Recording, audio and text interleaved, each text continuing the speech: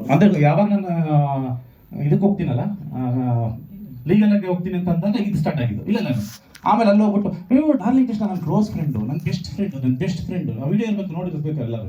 Best friend ಇಂಥ ಗುರುದೇಶ್ ಪಾಂಡೆನ ನನ್ನ best friend ಅಂತಂದರೆ ನನ್ನನ್ನು ಮನೆಗೆ ಸೇರಿಸ್ತಾರೆ ಸರ್. ನಾನು ಹೆಂಗೆ ಬದುಕು ಬಂದಿದ್ದೀನಿ ಅಂತ ನೀವೆಲ್ಲರೂ ನೋಡಿದ್ದೀರ. ಗುರುದೇಶ್ ಪಾಂಡೆ ಏನು ಮಾಡ್ಕೊಂಡು ಬಂದಿದ್ದಾರೆ ಅಂತ ನೀವೆಲ್ಲರೂ ನೋಡಿದ್ದೀರ ಅಲ್ವಾ? ಅವ್ರನ್ನ ನನ್ನ ಬೆಸ್ಟ್ ಫ್ರೆಂಡ್ ಅಲ್ಲ ಸರ್. ನಾನು ಸಿನಿಮಾ ಡೈರೆಕ್ಟ್ ಮಾಡೋರೆ 2 ಪಿಕ್ಚರು, ಅದು ರೀಮೇಕ್ ಪಿಕ್ಚರು, ರುದ್ರತಾಂಡವ, ಜಾಂಜರಿ ಜರದನ್. ಒಂದು ತಮಿಳ್ನ ರೀಮೇಕು, ಇನ್ನೊಂದು ಮಲಯಾಳಂ ರೀಮೇಕು.